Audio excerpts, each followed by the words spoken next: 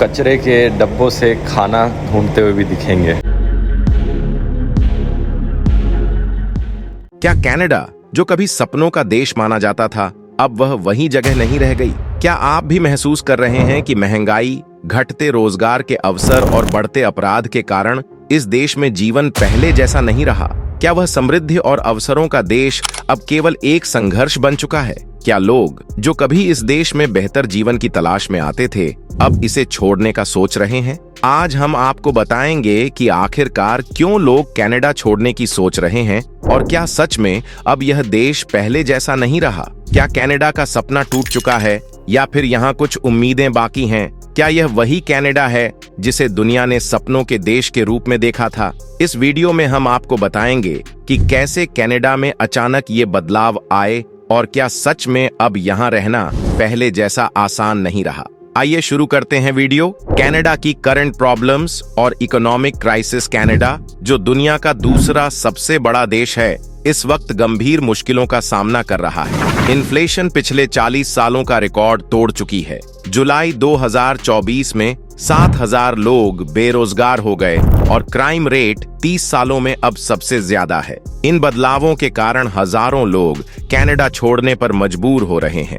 घर खरीदना या किराए पर लेना अब 70% लोगों के लिए नामुमकिन हो चुका है। पिछले 10 सालों में होमलेसनेस की संख्या दोगुनी हो गई है। इमिग्रेशन से जुड़े मुद्दे एक समय था जब लोग इमिग्रेशन के लिए लंबी लाइनें लगाते थे, लेकिन अब हालात ऐसे हैं कि लोग यहां से बाहर जाने का सोच रहे हैं। जियोग्राफिकली और इकोनॉमिकली स्ट्रांग होने के बावजूद यहां जॉब अपॉर्चुनिटीज की कमी और इंक्रीज इन इन्फ्लेशन लोगों के लिए चिंता का कारण बन चुकी है। 2021 में केवल 45% इमिग्रेंट्स नागरिक बन पाए, जबकि 2001 में यह आंकड़ा 75% था। 2018 के बाद आए 20% इमिग्रेंट्स अब कनाडा छोड़ने का सोच रहे हैं। यह एक गंभीर संकेत है। बढ़ती महंगाई और हाउसिंग क्राइसिस। 2017 में वाटरलू में एक बेडरूम अपार्टमेंट $900 में मिलता था, लेकिन 2023 में वही अपार्टमेंट $2,200 हो गया है। 2015 में रेंट $1,000 था, अब वह $5,000 तक पहुंच चुका है। इस बढ़ोतरी के कारण मिडिल क्लास और लोअर क्लास के लिए घर लेना या किराए पर लेना नामुमकिन हो गया है। कनाडा में औसत सैलरी $4,000 से $6,000 के बीच है, लेकिन हाई टैक्सेस, बढ़ती महंगाई और खर्चों के कारण यह सैलरी अब स्केर्स हो रही है। 63% कैनेडियंस मानते हैं कि वे कभी भी अपना घर नहीं ले सकेंगे। कनाडाज आर्थिक संकट और स्टेटस ऑफ इंडस्ट्रीज। कनाडा की इकोनॉमी मुख्य रूप से नेचुरल रिसोर्सेज पर निर्भर है, लेकिन अब इंडस्ट्रीज में निवेश कम हो रहा है। लोग रियल एस्टेट में पैसा लगा रहे हैं, जिससे नई नौकरियां नहीं बन रही हैं। ऑयल इंडस्ट्री और कार मैन्युफैक्चरिंग भी संकट में है, क्योंकि कंपनियां सस्ती लेबर की तलाश में मेक्सिको शिफ्ट हो रही हैं। इमिग्रेंट स्टूडेंट्स की मुश्किलें।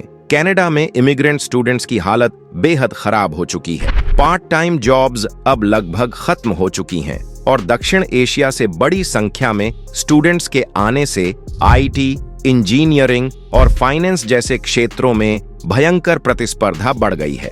ट्यूशन फीस, रेंट और कॉस्ट ऑफ लिविंग में लगातार वृद्धि हो रही है, जिससे स्टूडेंट्स का तनाव और फाइनेंशियल प्रेशर बढ़ रहा है। कई स्टूडेंट्स अपने खर्चे पूरे करने के लिए कड़ी मेहनत करने के बावजूद स्थिति से जूझ रहे हैं और उनका भविष्य भी संदेहास्पद हो गया है। क्राइम और वायलेंस में वृद्धि। 2020 के बाद से कनाडा में अपराध दर में तेजी से वृद्धि हुई है। 2021 में वैंकूवर में 700 से ज्यादा लोगों पर बिना वजह हमले किए गए थे और यह समस्या अब टोरंटो, मॉन्ट्रियल और कैलगरी जैसे प्रमुख शहरों में भी फैल रही है। लोग अब अपनी सुरक्षा को लेकर चिंता महसूस कर रहे हैं, क्योंकि बढ़ती क्राइम रेट के चलते सामान्य जीवन भी खतरे में महसूस हो रहा है। हेल्थ केयर सिस्टम में गिरावट। कनाडा का हेल्थ केयर सिस्टम पहले दुनिया में सबसे बेहतरीन माना जाता था, लेकिन अब यह स्थिति बहुत खराब हो चुकी है। अब डॉक्टर से मिलने के लिए 4 से 6 महीने तक इंतजार करना पड़ता है और कई मामलों में लोगों को सही समय पर इलाज नहीं मिल पाता।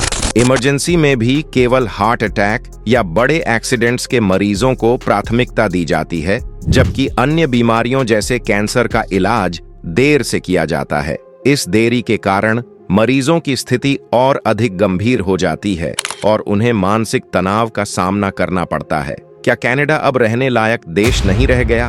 कनाडा में पिछले कुछ वर्षों में जो बदलाव आए हैं वे न सिर्फ यहाँ के निवासियों के लिए बल्कि पूरी दुनिया में इस देश को एक आदर्श मानने वालों के लिए हैरान करने वाले हैं।